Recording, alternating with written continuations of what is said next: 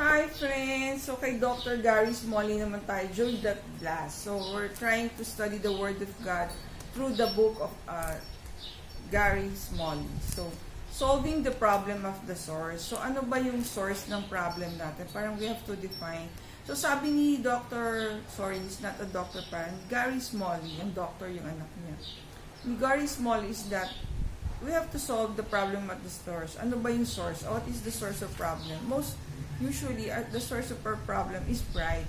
Pride thinks that the world revolves around me. So parang, pag inano mo, yung source ng problem natin, roots to our pride. It's deadly, especially in marriage. Pride results in husband and wife waiting for each other or things or career to charge their emotional batteries. The presence of negative emotions gives evidence that those expectations are unfulfilled. So kung sobra yung self-centeredness natin, nakikita lang natin ourselves in any relationship, especially in marriage, doon tayo nagkakaroon ng problem. Kaya nga, address the problem to the source, which is us, baka tayo, or most likely tayo yun, too much love on ourselves.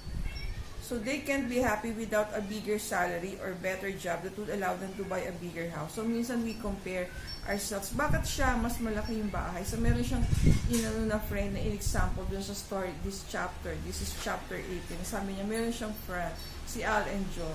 From a big house, they downgrade themselves to a smaller house. So nung una, they have a difficulty adjusting. But parang sabi nila, they did it, parang focus nila not anymore on the material things, but on their journey with God, with Jesus. Hindi na lang sila nag-focus. That's why they shift to a bigger to a smaller, more budget-friendly.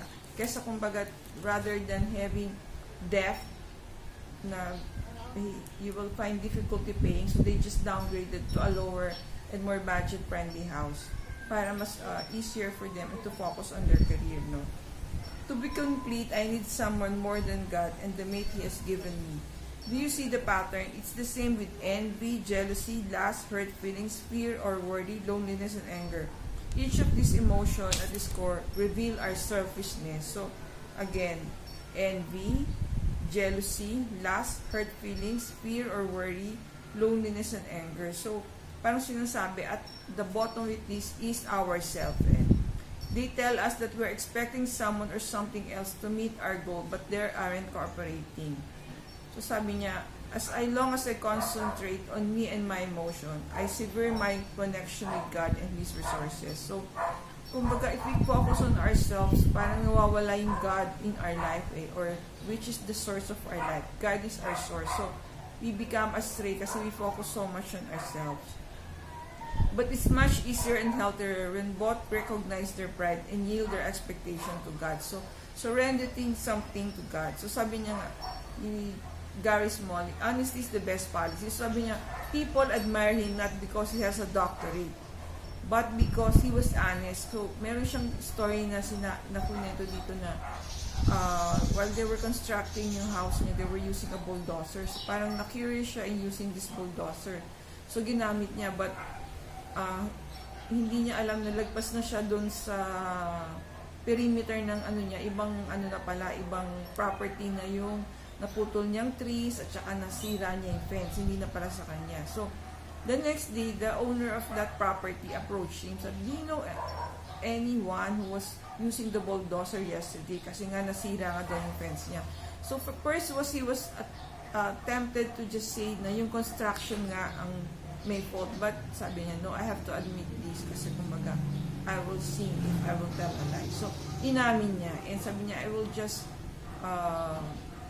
yung mga tree, gagawin na lang niya firewood para sa winter niya. So, and yung mga damages nga is sa shoulder niya. Parang it was easier for him to hide his fault. Pero sinasabi nga na people admire him because he was honest. Kahit sa mga seminars or yung ibang book niya, sabi, bakit he was relating something about his negative self. So, ngayon ko lang na-realize na parang it's his way of being honest sa kanyang reader is to tell the truth about his mistake in the past. And sinishare niya sa book. Para hindi mo tingin na napakagaling niya, but you could relate to him na nagkakamali din siya. That's why you understand his words.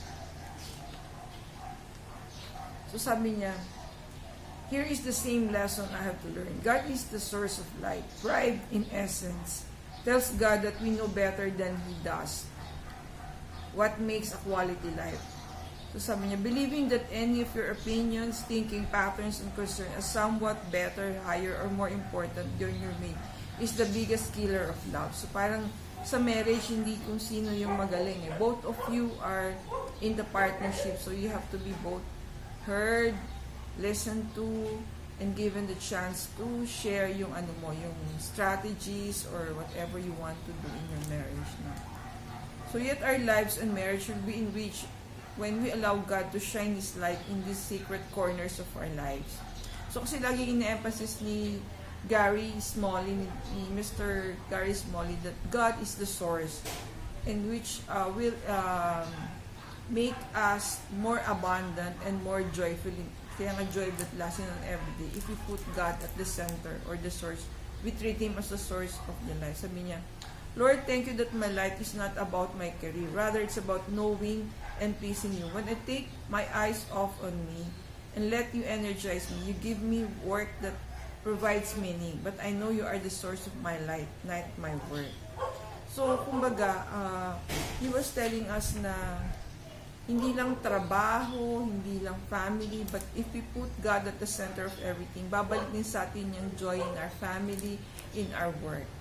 Basta yung focus natin is Jesus. He will reward yung loyalty ba yan or trust that we give in Him. So, dealing with the issue of pride may make us scream. No one wants to admit being proud. But it must be addressed, and sometimes there's no delicate way to do it. So, yun nga, just accepting that yung bang humility, sabi niya, do nothing out of selfish ambition and or vain conceit, but in humility. So this is Philippians 2 verse 3.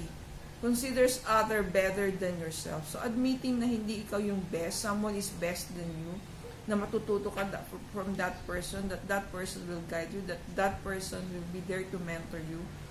So by setting aside these rights as God and becoming a man. So sino pa ba yung example nga ng best humility but Jesus Christ Himself, di ba? He put Himself or He became a man para maintindihan natin siya more, that He is willing to give up His being God to be a man para lang to save us from all the sins that we've created in this world. So sabi niya, but honestly, I often don't want to admit there is a problem. So I need the help of others to remove my blind spots of pride. So sometimes, yung blind spot kasi it's something na ginagawa natin pero hindi natin nakita. That's why we need others to tell us yung blind spot natin. Parang sa atin, hindi tayo aware. So we need others to tell us yung blind spot natin. So, ask for forgiveness. To ask for forgiveness is hard because pride, by its very nature, doesn't want to let go. So, forgiveness, kung meron tayong na-offend, no?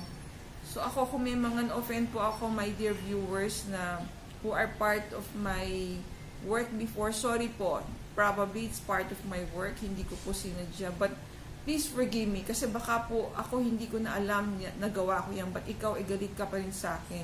So, sayang naman yung life mo spending time being angry at me, hindi ako aware and you are being parang nalulunod from that pain that you are having against me. Sorry po. Please forgive me. Forgive me para maalis na po yung pain in your heart. Kung meron po tayong na-hurt with my past works, in dunking, in paper call. Hindi ko po yung person sinadya. It's just a part of my job. Siguro may na-violate kang rules sa company that I have no choice but to follow kasi it's part of my responsibility as your head in HR. Seek to forgive others who have hurt you. So sabi niya, unresolved anger is a cancer in the marriage relationship. Anger may not even be caused by the spouse, but the spouse will surely feel the result. So, baka yung anger mo hindi pa daw caused by your partner, pero nagsasuffer siya because of that. Kasi everyday kasama ka niya. So, nakikita niya yung pain mo, nararamdaman niya rin yung pain niyo.